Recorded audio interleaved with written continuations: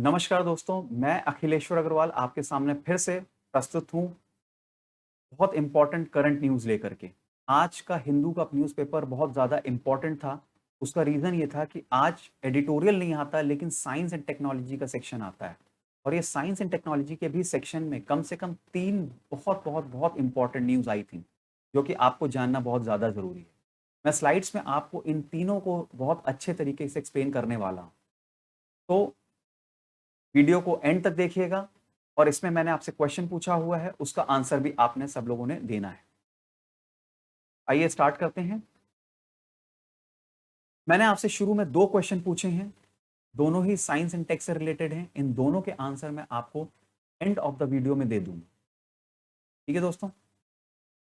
पहला क्वेश्चन है deep learning से रिलेटेड। ये उसके 2 ऑप्शंस हैं, आपकी स्क्रीन पे हैं। A option, B option. आपको बताना है ये दोनों ऑप्शंस में से कौन-कौन से ऑप्शंस करेक्ट हैं। ओके? नेक्स्ट जो क्वेश्चन है वो जियोलाइट के बारे में है। जियोलाइट एक बहुत इंपॉर्टेंट कंपोनेंट है जो आजकल न्यूज़ में है। उसके बारे में 3 ऑप्शंस दिए हुए हैं, आपको बताना है इन 3 ऑप्शंस में से कौन सा करेक्ट ऑप्शन है। At the end of the video and during the video आपको ये समझ में आ जाएगा कि जियोलाइट क्या है, डीप लर्निंग क्या होती है और इसका आंसर आप खुद दे पाएंगे। Anyways at the end of the video मैं इसके आंसर्स दूंगा आपको। अब देख लेते हैं टुडेज टॉपिक ऑफ डिस्कशन। इन दोनों के अलावा और भी टॉपिक्स हैं जिस पे हम डिस्कस करेंगे। New skiing species from western Ghats. एक नई स्पीशीज वेस्टर्न घाट्स में पाई गई है, ये क्या है, इसका क्या इंपॉर्टेंस है, ये सारी चीजें देखेंगे। आईआईटी मद्रास ने लेंसलेस कैमरास के लिए कुछ एल्गोरिथम्स डेवलप की हैं, इसके बारे में हम जानेंगे डिटेल में। थर्ड है जीएसटी काउंसिल की फाइनली अब एक मीटिंग होने वाली है मई 28 को, जिसके बारे में इंपॉर्टेंट है जानना। फोर्थ जो कि बहुत इंपॉर्टेंट टॉपिक है वो है एक नई अप्रोच ड्रग्स को डेवलप करने की। ड्रग्स मतलब मेडिसिन को। ऐसी अप्रोच इससे पहले कभी भी डेवलप नहीं हुई, इसलिए बिल्कुल इंटायरली न्यू अप्रोच है, बहुत इंपॉर्टेंट है एग्जाम के पॉइंट ऑफ व्यू से। इसको तो आप स्पेशली वीडियो में भी अगर आप स्किप करते हैं कोई चीज तो इसको मत छोड़िएगा। ठीक है दोस्तों? नेक्स्ट इंपॉर्टेंट न्यूज है संस्कृत स्कॉलर लक्ष्मीता थाचर की डेथ के बारे में। ये पर्सन भी इंपॉर्टेंट है और इन्होंने जिस फील्ड में काम किया हो वो भी इंपॉर्टेंट है। नेक्स्ट न्यूज है चाइनाइज स्पेस प्रोग्राम।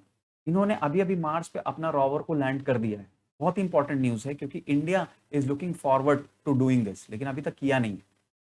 लास्ट हमारा जियोलाइट से ही है। इस आर्टिकल को पढ़ने के बाद आपको क्वेश्चन को सॉल्व करने में मुश्किल नहीं होगी। तो प्लीज मेरे हिसाब से अगर आप वीडियो थोड़ा बहुत स्किप भी करते हैं तो ये वाला आर्टिकल, जियोलाइट वाला article and this article lensless cameras, ये आप जरूर देखें। ठीक है, आगे बढ़ते हैं। ये हमारा एक इनिशिएटिव है जिसके बारे में आप सबको पता ही होगा, तो मैं बिना टाइम वेस्ट किए आगे मूव ऑन करता हूं। पहला है new skiing species from western Ghats. का नाम है सबड्यूलोसेप्स नीलगिरेंसिस। ठीक है दोस्तों, ये वेस्टर्न घाट में पाया गया है, रिप्टाइल कैटेगरी को बिलोंग करता है। आप इसका फिगर देख सकते हैं, 7 सेंटीमीटर लंबा होता है और कलर इसका सैंडी ब्राउन होता है। इसको वल्नरेबल लिस्ट में रखा गया है। क्यों रखा गया है? क्योंकि ब्रिक किल्न, ठीक है, और सीजनल फॉरेस्ट फायर्स की वजह से ये स्पीशी काफी कम हो गए हैं, इसलिए इसको वल्नरेबल बोला गया है। Only third such species to be discovered in India. India में ये तीसरा सिर्फ स्पीशी है जो डिस्कवर किया गया है। ठीक है, तो आप देख सकते हैं कि बहुत इंपॉर्टेंट स्पीशी है, बहुत ज्यादा इंडिया में फाइंड नहीं किया जाता है। इसको कहाँ फाउंड किया गया था? कोयम्बटूर में अनाईकिट्टी हिल्स में। अनाईकिट्टी हिल्स, कोयम्बटूर। सितंबर 2019 में इसको डिस्कवर किया गया था तो पहली बार। अब ये जाकर के न्यूज में है। ठीक है, इसके बारे में जो जो स्पीशी है इसके बारे में बहुत कम इंफॉर्मेशन है। हम सभी लोगों को। लेकिन जो थोड़ी बहुत इंफॉर्मेशन है वो ये है कि it is non venomous, that means कि ज़हर इसके पास नहीं होता, ज़हरीला नहीं होता और ये स्नेक्स की तरह लगता है। ठीक है, आप देख सकते हैं फिगर में स्नेक्स की तरह लग रहा है और स्नेक्स की तरह चलता भी है ये। It feeds on insects like termites and small spiders. ठीक है, और इसको वल्नरेबल का टैग दिया गया है। तो बहुत इंपॉर्टेंट स्पीशी है। एक बार मैं फिर से आपको बोल रहा हूँ, सबड्यूलोप्सेप्स नीलगिरेंसिस इसका नाम है, रेप्टाइल कैटेगरी को बिलोंग करता है। ये वल्नरेबल है, अनाई किट्टी हिल्स में पाया जाता है, ड्राई डेसिडुअस फॉरेस्ट में पाया जाता है और वल्नरेबल है क्योंकि ब्रिक किल्न और सीजनल फॉरेस्ट फायर्स ने इसको काफी एंड कर दिया है। ये इंडिया में सिर्फ थर्ड ऐसा स्पीशी है जिसको डिस्कवर किया गया है। ठीक है दोस्तों, आगे मूव ऑन करते हैं। IT Madras develops algorithm for lensless cameras. अभी आजकल जो फैशन चल गया है वो लेंसलेस और मिनिएचर कैमरास का है। ठीक है, मिनिएचर कैमरा तो फिर भी कुछ प्रॉपरली रिकॉर्ड कर लेता है, लेकिन लेंसलेस कैमरास जो है बहुत ही ब्लर्ड इमेजेस को रिकॉर्ड करता है। अब जब उसने ब्लर्ड इमेजेस को रिकॉर्ड कर लिया तो उस ब्लर्ड इमेज को हमको क्लियर करना है। उसको क्लियर करने के लिए कोई एल्गोरिथम बनाई गई है, एक कंप्यूटर एल्गोरिथम है जो कि ब्लर्ड इमेज को क्लियर कर देता है, converts this into clear image. ये दोस्तों, इस एल्गोरिथम को हमने नाम रखा है फ्लैटनेट।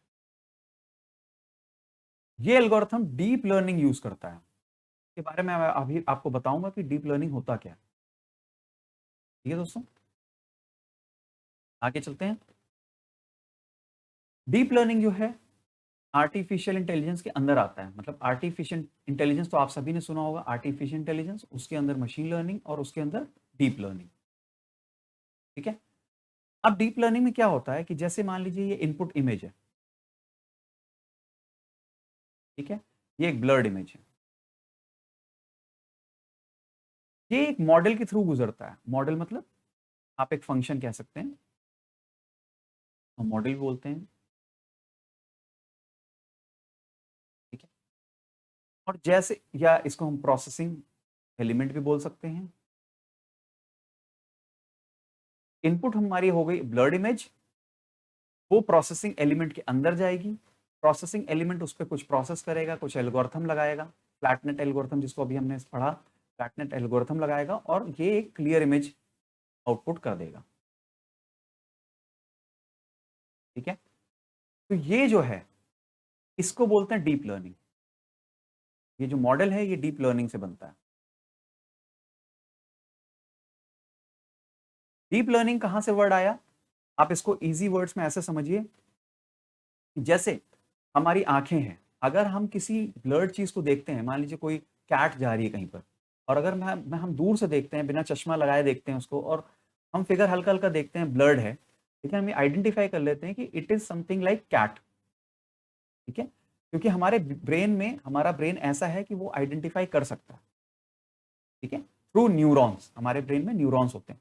इसी तरीके से इस फिगर में आप देख सकते हैं there are lot of neurons. ये जो आपको डॉट्स दिखाई पड़ रहे हैं गोले गोले, दीज आर न्यूरॉन्स। ये न्यूरॉन्स क्या करते हैं? ये जो भी इनपुट इंफॉर्मेशन आ रही है, जो ब्लड इमेज से जो भी इनपुट इंफॉर्मेशन आ रही है, उसको प्रोसेस करते हैं और उससे एक इन्फ्रेंस ड्रॉ करते हैं और उसी इन्फ्रेंस के हिसाब से क्लियर इमेज ड्रॉ होती है। ठीक है दोस्तों, तो it is a network of deep learning is nothing but a network of neurons. ठीक है दोस्तों, मशीन लर्निंग से इसका क्या फर्क होता है? मशीन लर्निंग और डीप लर्निंग में फर्क ये होता है कि डीप लर्निंग में बिल्कुल भी ह्यूमन इंटरवेंशन नहीं होता, जबकि मशीन लर्निंग में थोड़ा सा ह्यूमन इंटरवेंशन होता है। कैसे? कि जब हम ब्लड इमेज लेते हैं तो ह्यूमंस बैठ करके उसके फीचर्स एक्सट्रैक्ट करते हैं। फीचर्स एक्सट्रैक्शन का मतलब क्या है? जैसे इमेजेस होती हैं तो उसमें आपको पता होगा इमेजेस के पिक्सल्स होते हैं। ठीक है, तो वो पिक्सल्स को एक्सट्रैक्ट करते हैं ह्यूमंस, उसके बाद वो इस मॉडल को देते हैं। इसमें ह्यूमन इंटरवेंशन होता है, डीप लर्निंग में बिल्कुल भी नहीं होता है, तो ये ज्यादा ऑटोमेटेड है। ठीक है दोस्तों, अब ये क्या हो रहा है कि ब्लड इमेज ले रहे हैं, समराइज में मैं बता रहा हूं आपको, समराइज फॉर्म में। एक ब्लड इमेज हमने ली, उस पे हमने डीप लर्निंग एल्गोरिथम फ्लैटनेट को लगाया और उसने हमें क्लियर इमेज दे दी। तो ये आईआईटी मद्रास ने डेवलप किया है राइस यूनिवर्सिटी के साथ मिल करके। नेक्स्ट दोस्तों, जीएसटी काउंसिल की एक मीटिंग 28 मई को होने वाली है, बहुत ज़्यादा इंपॉर्टेंट है। It's a 43rd council meet. Important क्यों है मीटिंग? क्योंकि ये 7.5 महीने बाद मीटिंग हो रही है, जबकि रूल्स के अकॉर्डिंग 3 मंथ्स में एक मीटिंग हो जानी चाहिए, क्वार्टरली एक मीटिंग हो जानी चाहिए, लेकिन ये 7.5 मंथ में हो रही है। और इसका एजेंडा भी बहुत इंपॉर्टेंट है। सबसे पहला एजेंडा इसका कि क्या पेट्रोलियम प्रोडक्ट्स को हम जीएसटी के अंडर में लाएं या ना लाएं। अभी तक पेट्रोलियम प्रोडक्ट जीएसटी से बाहर होते थे, लेकिन बहुत ज्यादा अब ये बात होने लगी कि पेट्रोलियम के दाम बहुत बढ़ गए हैं, क्या हम इसको जीएसटी के अंदर में ले आए। दूसरा एजेंडा है 5% GST exemption on vaccine. Vaccine पे भी 5% जीएसटी लगाया जाता है, तो क्या हमें जीएसटी को उसमें एग्जेम्प्ट कर देना चाहिए कंप्लीटली। थर्ड है कंपनसेशन टू स्टेट्स। स्टेट्स को लॉकडाउन की वजह से बहुत ज़्यादा रेवेन्यू लॉस हुआ है, इसलिए वो डिमांड कर रहे हैं कि हमें कंपनसेट किया जाए। ये कंपनसेशन का डिमांड कितना है? 63,000 करोड़। 63,000 करोड़। ये दोस्तों, इसलिए जीएसटी काउंसिल की मीटिंग इंपॉर्टेंट है। नेक्स्ट चलते हैं। ये बहुत ज़्यादा इंपॉर्टेंट आर्टिकल है। मैंने आपसे पहले भी कहा था स्लाइड के शुरू होने से पहले कि आप वीडियो में ये ज़रूर देखें, क्योंकि ये कॉम्प्लेक्स टॉपिक है, आपको वैसे भी समझ में नहीं आएगा। ये दोस्तों, इसमें क्या हो रहा है, पहले मैं आपको बता देता हूँ कि ड्रग्स क्या होती है। ड्रग्स मतलब मेडिसिन। अभी मेडिसिन कैसे वर्क करती है बॉडी में? बॉडी में हमारे जो बैड प्रोटीन्स होते हैं, मतलब जो डिजीज प्रोटीन होते हैं, जैसे हमें मान लीजिए कोई डिजीज है, तो उस डिजीज के साथ डिजीज प्रोटीन लिंक्ड होते हैं। जब हम ये मेडिसिन लेते हैं तो medicine is nothing but protein molecules. Medicine is nothing but a protein molecules. तो जब बॉडी में डिजीज प्रोटीन के साथ ये प्रोटीन, अच्छे वाले प्रोटीन कंबाइन होते हैं, खराब प्रोटीन के साथ अच्छे वाले प्रोटीन कंबाइन होते हैं, तो वो इन प्रोटीन्स को किल कर देता है और हमारी डिजीज ठीक हो जाती है। इस तरीके से मेडिसिन वर्क करती है। अब मैं आपको दिखा देता हूं कि प्रोटीन का स्ट्रक्चर कैसा होता है। देखिए कि प्रोटीन 4 तरीके के होते हैं, प्राइमरी, सेकेंडरी, टर्शरी और क्वाटरनरी। आपको इसको जानने की जरूरत नहीं है कि किस तरह से, लेकिन आप इसमें एक चीज ध्यान दीजिएगा कि ये इसके मॉलिक्यूल के स्ट्रक्चर अलग अलग हैं। ठीक है, कोई हेलिक्स टाइप का स्ट्रक्चर लग रहा है, स्नेक टाइप का, तो कोई स्ट्रेट फॉरवर्ड है। ठीक है, मैं आपको इसकी वैल्यू बताऊंगा, इंपॉर्टेंस बताऊंगा कि स्ट्रक्चर के बारे में मैं क्यों डिस्कस कर रहा हूं। ये लेफ्ट हैंड साइड पे आपके प्रोटीन्स हैं, राइट हैंड साइड पे जो है आपकी एंटीबॉडीज हैं। एंटीबॉडीज क्या होते हैं ये जान लेते हैं। एंटीबॉडीज का मतलब ये होता है कि जैसे मान लीजिए कोई डिजीज सेल है, कोई डिजीज सेल है, तो एंटीबॉडी का फंक्शन क्या होता है, ये इसको आइडेंटिफाई करता है कि बॉडी में कौन सा सेल जो है वो डिजीज सेल है, कौन सा हेल्दी सेल है, कौन सा डिजीज सेल है। ठीक है दोस्तों, एंटीबॉडीज का फंक्शन है आइडेंटिफाइंग दी डिजीज सेल। अब हम इस आर्टिकल को देखते हैं और आपको समझ में भी आएगा कि ये आर्टिकल क्या है।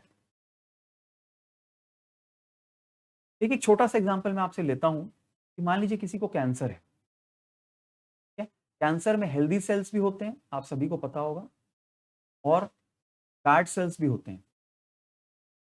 बैड सेल्स मतलब डिजीज सेल्स। अब जब भी हम मेडिसिन लेते हैं तो वो क्या करता है, वो हेल्दी सेल्स और बैड सेल्स दोनों के साथ संपर्क बनाता है। उससे क्या होता है कि हमें साइड इफेक्ट्स होते हैं। तो इस साइड इफेक्ट को रोकने के लिए हम ये सिर्फ चाहते हैं कि बैड सेल्स इंटरेक्शन हो। इसको बोलते हैं targeted delivery, targeted drug delivery. ठीक है दोस्तों, टारगेटेड ड्रग डिलीवरी बोलते हैं इसको। तो ये कैसे पॉसिबल है? ये पॉसिबल है एंटीबॉडीज के थ्रू। एंटीबॉडीज अभी भी हमने थोड़ी देर पहले देखा, antibodies can identify the bad cells in the body. अब हमने इस आर्टिकल में क्या किया कि एंटीबॉडीज को मेडिसिन, या हम कह सकते हैं मेडिसिनल प्रोटीन के साथ मिक्स कर दिया, मिला दिया।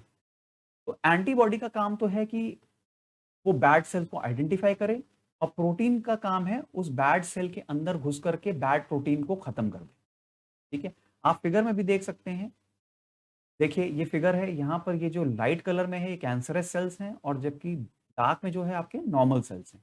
तो जब इसमें पैक लगाया हमने, पैक मतलब प्रोटीन एंटीबॉडी कॉन्जुगेट, तो यही सेम चीज़ है, एंटीबॉडी प्रोटीन कॉन्जुगेट। जब हमने इसमें लगाया तो इसने बैड सेल्स को ख़त्म कर दिया। इसका मैकेनिज्म कहाँ है, ये नीचे फिगर में बना हुआ है। आप देख सकते हैं कि ये जो बैड सेल है, ये जो लाइट कलर में पूरा बैड सेल है, तो जब इसके साथ इसने पैक ने इंटरेक्ट किया तो प्रोटीन क्या हो गया, अंदर घुस गया। ये देखिए प्रोटीन निकल गया। प्रोटीन जब निकल गया तो ये कंबाइन हो गया बैड प्रोटीन के साथ और इसने इसे किल कर दिया। ठीक है, अब मैं आपको बताता हूं कि प्रोटीन का स्ट्रक्चर मैंने आपको क्यों बताया था। ये प्रोटीन का स्ट्रक्चर मैंने क्यों बताया था, क्योंकि एक और बहुत बड़ी प्रॉब्लम है, रिसर्च तो ठीक है लेकिन इसमें एक प्रॉब्लम है कि जो डिजीज्ड प्रोटीन्स होते हैं उनका स्ट्रक्चर अलग अलग होता है। तो ये जो हमारे नॉर्मल प्रोटीन्स हैं, इनका स्ट्रक्चर अगर इस डिजीज प्रोटीन से मैच नहीं करता तो ये प्रोटीन उस बैड प्रोटीन के संग बाइंड नहीं हो पाता। समझे, जैसे मान लीजिए आपका प्लग है, ठीक है, सॉकेट है, तो इसमें आप प्लग लगा देते हैं। इलेक्ट्रिकल सॉकेट की बात कर रहा हूं मैं, सिंपल एग्जांपल बता रहा हूं आपको। ये इलेक्ट्रिकल सॉकेट है, इसमें आपने प्लग लगा दिया, क्यों, क्योंकि वो उसी की शेप का है। लेकिन अगर मान लीजिए मेरा प्लग इस टाइप का हो कुछ, ठीक है, और मेरा ये सॉकेट है, सॉकेट इतना पतला है और प्लग मेरा इतना बड़ा है, तो क्या ये इसमें फिट होगा, नहीं फिट होगा। तो प्रॉब्लम ये हो जाती है कि प्रोटीन का स्ट्रक्चर बैड प्रोटीन के स्ट्रक्चर से मैच होना चाहिए। ठीक है दोस्तों, तो ये रिसर्च अभी भी नहीं हुई है कि इस चीज को हम कैसे करेंगे, लेकिन फिर भी हम एक स्टेप आगे तो मूव हो ही गए हैं। आगे देखते हैं दोस्तों। Sanskrit scholar Lakshmita Thachar is dead now. ये कौन थे और क्या करते थे, इंपॉर्टेंट चीज है। He was a great Sanskrit scholar और इन्होंने अकेडमी ऑफ संस्कृत रिसर्च को फाउंड किया था। इनको प्रेसिडेंशियल अवार्ड भी मिल चुका है और इनका स्पेशलाइज जो फील्ड है वो है नव्य न्याय फिलॉसफी। आप सभी ने न्याय फिलॉसफी सुनी होगी। इंडियन फिलॉसफी में 6 इंडियन फिलॉसफीज होती हैं, उसमें से ये एक इंपॉर्टेंट फिलॉसफी। और ये फिलॉसफी क्या बोलती है, this philosophy talks about logic. ये फिलॉसफी क्या कहती है कि for human suffering there is a cause. Human suffering बिना रीजन के नहीं हो सकती, तो हमें जानने की जरूरत है कि what is the reason behind human suffering. अगर हम उस रीजन को जान जाएंगे तो ह्यूमन सफरिंग को हम खत्म कर सकते। ठीक है दोस्तों, तो ये इसका लॉजिक है। नेक्स्ट चलते हैं। बहुत इंपॉर्टेंट न्यूज है, शुरू में मैंने आपसे बोला था इस न्यूज को आप प्लीज स्किप मत करिएगा। Mars landing gives China space programme a leg up. सबसे पहले आप फिगर देख लीजिए कि इसने क्या किया है। ये एक स्पेस क्राफ्ट है, चाइनीज स्पेस क्राफ्ट है, ठीक है। इसका नाम है तियानवेन 1, तियानवेन 1, ठीक है। ये रोवर है, रोवर मतलब जो मार्स पे लैंड कर गया उसको बोलते हैं रोवर। स्पेसक्राफ्ट उड़ता है और रोवर लैंड होता है। इसका नाम है जूरोंग। जूरोंग इसका नाम है, आपको नाम याद होने चाहिए। ठीक है दोस्तों, अब ये इंपॉर्टेंट स्पेस मिशन क्यों है, क्योंकि यूएस और Soviet Union are the only countries who have done this before. इससे पहले किसी और कंट्री ने रोवर को लैंड नहीं कराया है मार्स पे। ठीक है, इसका क्या काम होगा, to check the soil structure, check the soil structure on Mars. ठीक है, कुछ चाइनीज जो स्पेस प्रोग्राम्स हुए हैं अभी रिसेंट में, हम उसको देख लेते हैं क्योंकि ये एग्जाम के पॉइंट ऑफ व्यू से इंपॉर्टेंट है। देखिए 2003 में शिनजाओ 5 ने चाइनीज एस्ट्रोनॉट यांग ली को स्पेस में ले गया था, जो कि तीसरा ऐसा कंट्री था ऐसा करने वाला। मतलब इससे पहले कोई भी किसी पर्सन को स्पेस में नहीं ले जा पाया था, सिर्फ सोवियत यूनियन और यूएस को छोड़ करके। और जिस स्पेसक्राफ्ट ने इस आदमी को कैरी किया था उसका नाम था शिनजाओ 5 और इस पर्सन का नाम था यान लेवी। 2003 में ये कारनामा चाइना ने कर लिया था। अक्टूबर 2007 में इसने एक नया कारनामा किया इसने सक्सेसफुली अपने लूनर मिशन को कंप्लीट कर लिया था। इसका नाम है चैंग-ई 1। इंपॉर्टेंट है, याद होना चाहिए, चैंग-ई 1। उसके बाद इसने स्पेस में एक लैब भी बनाई जिसका नाम था तियोंगन 1। ठीक है। जून 2012 में तियोंगन 1 में इसने first manned mission successfully achieve कर लिया था। तब किसी पर्सन को इसने स्पेस में ले गया था अपनी लैब में। तो इसने स्पेस लैब बनाई थी तियोंगन 1, उसमें किसी पर्सन को ने पहुंचा दिया था 2012 में। 2013 में मून पे इसने रोवर को छोड़ दिया था। ठीक है, मतलब मून पे रोवर को ले जाने में ये सक्सेसफुल हुआ था। और ये फिर से मैं बोल रहा हूं आपको, third country to do so after US and Soviet Union. ठीक है दोस्तों। सितंबर 2016 में तियोंगन 2, जो कि सेकंड स्पेस लैब था, उसको भी ये ले जाने में कामयाब हुआ था। वहां इसने इंस्टॉल कर दिया था स्पेस में। ठीक है। मून के दो साइड्स होते हैं, एक जो हम सब जानते हैं और एक फार साइड। फार साइड अर्थ से दूर होता है, ये अर्थ है हमारी। तो इसने एक कारनामा और किया 2019 में, यहाँ फार साइड में एक रोवर को लैंड करा दिया 2019 में। 2020 में यानवन 1, जो जिसकी अभी हम बात कर रहे हैं, न्यूज में है, इसने ऑर्बिटर, लैंडर और रोवर को लॉन्च कराया था जुलाई 2020 में, जो कि सक्सेसफुली अब ये मिशन सक्सेसफुल हो गया है। मार्स पे ये फाइनली रोवर लैंड हो गया है। ठीक है दोस्तों। इससे पहले 10 दिन पहले करीब इन्होंने इंटरनेशनल स्पेस स्टेशन, शायद आपको पता होगा, इंटरनेशनल स्पेस स्टेशन का पहला मॉड्यूल भी लॉन्च कर लिया था। ठीक है।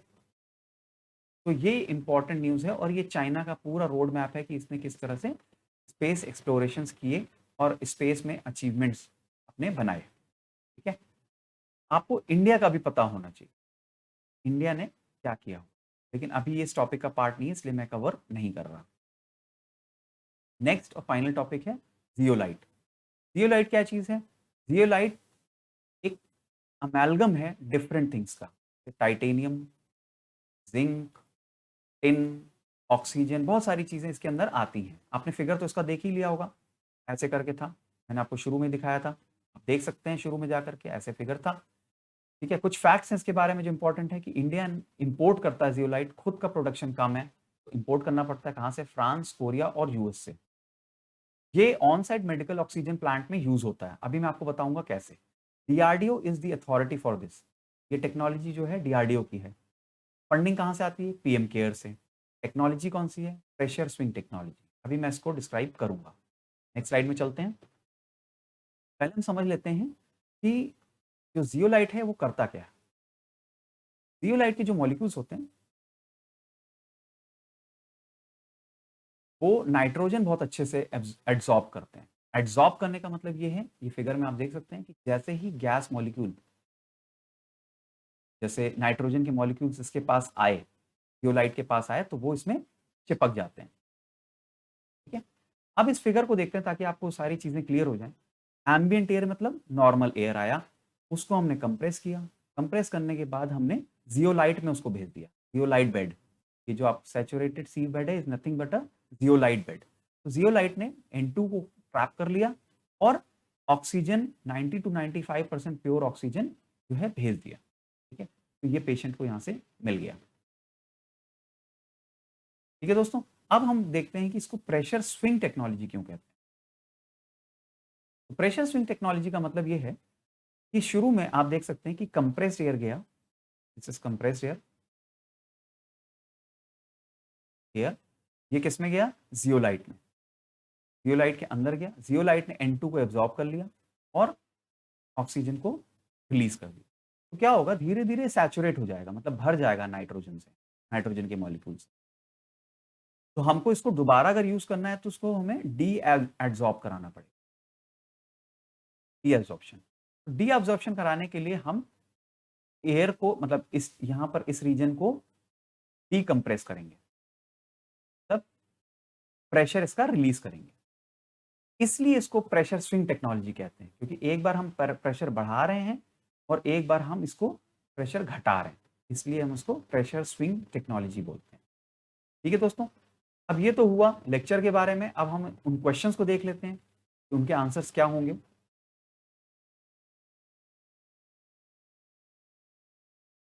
देखिए, deep learning use recently is related to, पहला option artificial intelligence used in robotic surgery. Yes, this option is correct, क्योंकि आर्टिफिशियल इंटेलिजेंस के अंदर आता है ये। दूसरा, क्या ये कंप्यूटर एल्गोरिथम है जिसमें न्यूरल नेटवर्क्स होते हैं? तो मैंने आपको बता दिया कि ब्रेन में जैसे न्यूरॉन्स होते हैं वैसे इसमें भी न्यूरल नेटवर्क होता है। तो this option is also correct, A and B both are correct. Next question देखते हैं दोस्तों। जियोलाइट फिगर में आप देख ही सकते हैं, मैंने क्वेश्चन पूछा था कि जियोलाइट के बारे में कौन से स्टेटमेंट्स करेक्ट है। An important component use to develop medical oxygen. Yes, this option is correct, medical oxygen के लिए इसे यूज किया जाता है। CSIR वो ऑर्गेनाइजेशन है क्या जो हैंडल कर रही है इस प्रोजेक्ट को? नहीं, it is the DRDO। Zeolite 13X is the most famous of all varieties. Yes, this option is correct. Answer for me is A and C. ठीक है दोस्तों,